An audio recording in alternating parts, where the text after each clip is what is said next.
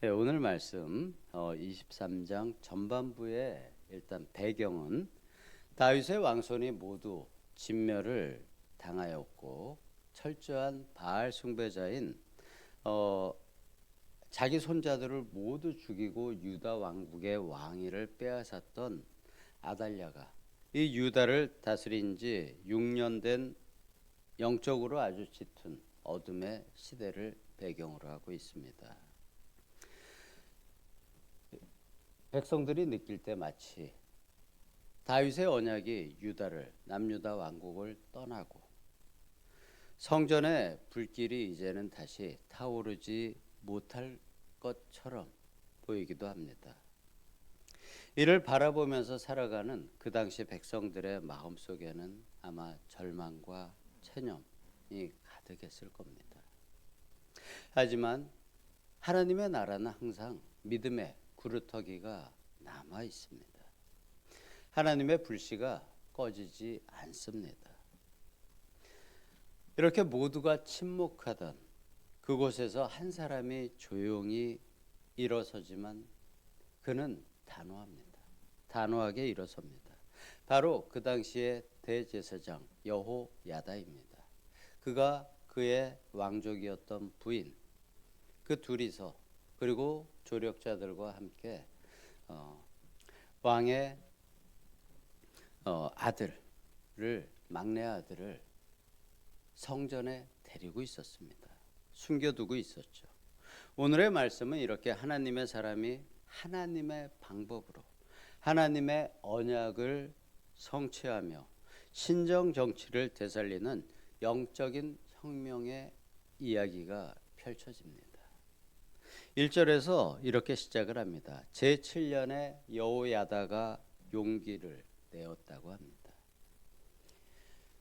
그 성전 안에 숨어 있는 왕의 어린 자손이 6년이라는 기다림의 시간 동안 그는 성전 안에서 요아스 어린 왕자 요아스를 보호하며 하나님의 품 안에서 하나님의 시간이 되기를 기다리고 있었습니다. 아마 당시의 성전은 아달랴가 가장 쳐다보기도 싫었을 신경을 관심을 가지기 싫어한 장소였을 것입니다. 그 6년 동안 여호야다와 요아스를 둘러싼 여러 사람들이 숨 죽이듯이 긴장의 시간을 가지고 때를 기다리고 있었을 것입니다. 하지만 이제 기도 응답의 시간, 하나님의 뜻을 분별하는 그러한 시간이 되었습니다. 하나님이 천지를 창조하시고 안식하신 7년째의 시간, 하나님은 바로 그때를 선택하셨습니다. 여호야다 제사장은 먼저 군사적으로 백부장들과 비밀 언약을 맺습니다. 그리고 전국적으로 레위인들과 족장들을 소집을 하여 거룩한 믿음의 공동체 네트워크를 구축해 갑니다. 그것을 만들어가고 있었습니다. 그리고 그들 앞에 이제 새로운 시대의 명분, 그것을 3절에서 선포를 합니다. 이렇게 선포를 합니다. 왕자가 즉위하여야 할지니 이는 여호와께서 다윗의 자손에게 대하여 말씀하신 바라. 그들의 목적은 단순히 권력만을 되찾는 것이 아닙니다. 권력보다 중요한 것이 있습니다. 그것은 바로 하나님의 약속, 다윗 언약을 다시 남유다 왕국에 세우는 것입니다. 다윗 언약이 만약에 이 당시 사람들의 사명이었다면 우리에게도 역시 주어진 사명이 있습니다. 주님께서 말씀하신 우리에게 남겨진 지상명령이자 예수님의 부탁이었습니다. 땅끝까지 복음을 전하라. 이것이 바로 우리가 사는 세상 안에서 우리 교회와 성도가 가져야 할 사명이자 우리가 일으켜야 할 용기입니다.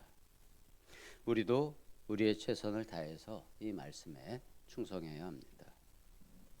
여호야다 제사장과 우리가 하나님께 의지하며 하나님이 주신 다윗 언약을 위해 힘을 합하여 그들이 순종하였듯이 우리도 역시 우리의 힘과 지혜가 아닌 오직 하나님의 말씀을 붙들고 영적으로 어두운 이 시대 속에서도 세상을 변화시키는 그러한 거룩한 용기와 또 하나님이 주시는 권능을 얻어 움직여야 합니다. 여호야다는 작전 계획을 치밀하게 구성을 했습니다. 안식일에 교대하는 제사장과 레위인들을 활용해서 조용히 병력을 구축하고 집결시키고 성전과 왕궁을 잇는 길목에 삼중 방어선을 구축을 하였습니다. 그렇지만 그의 계획과 실행이 위대하고 정당한 이유는 군사적인 이러한 효율성을 넘어서 이 모든 과정에서 하나님의 거룩함을 최우선으로 지켰다는 것입니다. 6절에서 이렇게 말씀하죠. 제사장들과 수정도는 레위인들 외에는 아무도 여호와의 전에 들어오지 못할 것이니. 생사가 오가는 이러한 긴박한 정치적인 혁명의 순간에도 그는 이방의 군대가 아닌 거룩하게 구별된 레위인들만을 통해서 성전 내의 작전을 수행을 하고 성전의 거룩함을 지켰습니다. 이것이 또한 우리에게 중요한 영적인 원리를 이야기해 줍니다. 하나님의 일은 하나님의 방법으로 이루어져야 합니다. 우리의 사역, 우리 삶의 현장에서 결과보다 과정보다 더 중요한 것은 거룩함의 과정을 지켜내는 것입니다. 여호와 제사장은 이것을 우리에게, 그리고 이 역대하의 저자는 이것을 바로 우리에게 보여주고 강조하고 싶은 것입니다. 그리고 마침내 이제 대관식이 거행이 됩니다. 여호야다는 하나님의 전에 있는 다윗 왕의 창과 방패를 꺼내어서 백부장들에게 나누어 줍니다. 백부장이면은 자신의 무기가 있었을 것입니다. 하지만 여호야다 제사장은 성전에 있는 무기를 사용을 합니다. 이 혁명이 다윗의 전통성이 있는 거사이며 또 과거 다윗에게 승리를 주셨던 하나님이 지금 그들과 함께 하신다는 믿음의 선포인 것입니다. 그리고 어린 요아스 왕에게 세 가지를 줍니다. 먼저 왕의 권위를 상징하는 면류관을 씌웁니다. 그리고 하나님의 대리인임을 나타내는 기름 부음을 그와 그 아들들 제사장들이 왕에게 기름을 붓습니다. 그리고 가장 중요한 핵심은 율법책을 그 어린 요아스 왕에게 줍니다. 왕의 머리에 왕관을 씌우는 것과 동시에 그의 손에 율법책을 쥐어준 것입니다. 이것이 바로 아달랴의 통치와 요아스 왕의 여호야다의 권위의 다른 점입니다. 유다 왕은 자기 마음대로 다스리는 절대 군주가 아닙니다. 하나님의 말씀 아래 복종해야 하는 존재임을 온 백성들 앞에서 이 대관식에서 선포를 하는 것입니다. 권력은 말씀 아래 있을 때 비로소 거룩해지는 것입니다. 이것은 우리의 삶도 마찬가지입니다. 하나님의 권위 아래 있을 때 그의 명령을 지켜 행할 때 우리의 삶도 거룩해지는 것입니다. 우리가 세상에서 얻은 지위와 우리의 재능, 달란트라는 그 면류관보다 하나님의 말씀을 더 거룩하게 귀하게 붙들 때 우리는 비로소 하나님 나라의 거룩한 백성으로 바로 서서 이 세상을 살아가게 되는 것입니다. 그리고 우리를 통해서 하나님을 나타내게 되는 것입니다. 이런 전통적인 대관식의 백성들이 요아스 왕 만세를 외치자 이제 사태를 파악한 아달랴가 성전으로 달려와 소리를 지릅니다. 이렇게 소리를 지릅니다. 반역이로다, 반역이로다. 6년 전 다윗의 왕과를 자신의 손자들을 무참히 살해하고 왕위를 찬탈했던 그 진짜 반역자가 외치는 역설적인 절규입니다. 이것은 악이 얼만큼 자기 기만적인지를 보여주는 것입니다. 하지만 여호와 야다는 마지막 순간까지 그 아달랴를 보면서도 냉철함을 잃지 않습니다. 성전 안에서는 그를 죽이지 말라. 이는 하나님의 집이 피로 더럽혀지는 것을, 그것도 우상을 믿는 사람의 피로 더럽혀지는 것을 막는 것입니다. 결국 아달랴는 왕궁의 짐승들이 드나드는 길목인 마문, 말의 문이라는 짐승의 문에서, 그 어귀에서 비참한 최후를 맞이하게 됩니다. 거룩한 전에서 쫓겨나 짐승처럼 죽임을 당한 것입니다. 여호야다의 거룩한 혁명은 하나님의 언약이 인간의 배신이나 악행 속에서도 결코 패배하지 않는 것을 보여줍니다. 오늘날 우리가 살아가는 시대 역시 영적으로 어둡고 혼란함이 있습니다. 세상의 가치관이, 세상의 문화, 교육, 심지어는 교회까지 깊이 침투해 있는 그러한 시대를 우리는 살아가고 있습니다. 어제 유희건 목사님께서 금요 저녁 예배에서 미디어를 통해서 보여진 영적인 거짓, 그리고 이 시대의 사단의 전력에 대해서 이야기해 주셨습니다. 그래서 하나님께서는 오늘 이 시대에도 이 여호야다 제사장과 같은 바로 그러한 성도를 찾고 계시는 것입니다.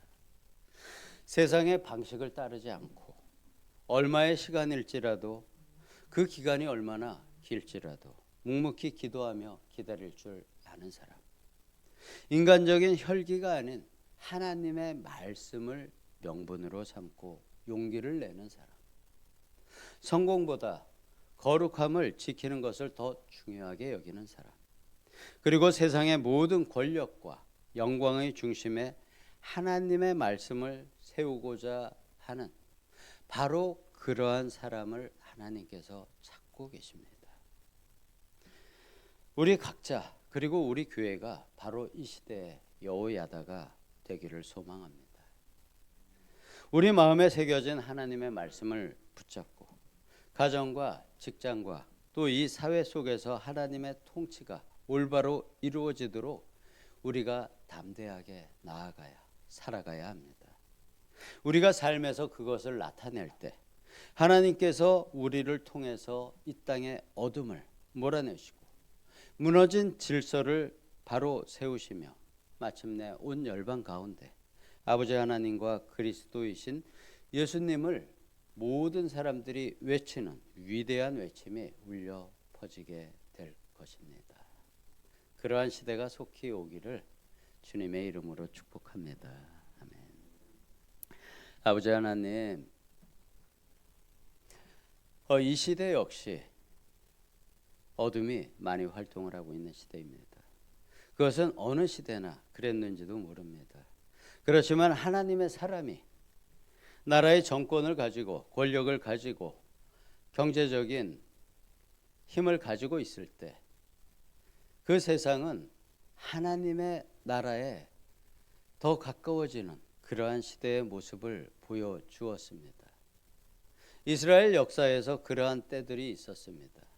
그리고 또 어둠이 이 세상을 덮었을 때 그 어둠을 이기며 하나님 나라의 빛을 비추이는 그러한 영적인 지도자들이 있었던 시대가 있습니다. 우리가 살아가는 이 시대는 그 빛과 어둠이 함께 공존을 하고 있습니다. 그 당시에는 한 왕이, 권력이 하나의 선택을 하면 백성들이 따라가야 했지만 이제는 백성들 스스로가 선택하며 살아가는 시대를 우리가 살아가고 있습니다. 하지만 한 교회의 지도자가, 또 한 가정의 영적인 가장이 아버지를 선택하며 그리스도의 빛을 비추이고자 살아갈 때, 노력할 때 그 빛이 그 공동체 안에서 점점 밝아져 갑니다. 아버지, 이 어두운 시대에 이 송도 좋은 교회, 그리고 지금 우리나라에 전 세계에 있는 모든 교회들의 그 그리스도의 빛이 더욱 밝혀지게 하시고 우리 성도들의 모든 가정이 그리스도의 사랑이 흐르고 성령의 빛이 더욱 밝혀지는 그리스도의 가정이 되기를 예수님의 이름으로 기도드리옵나이다.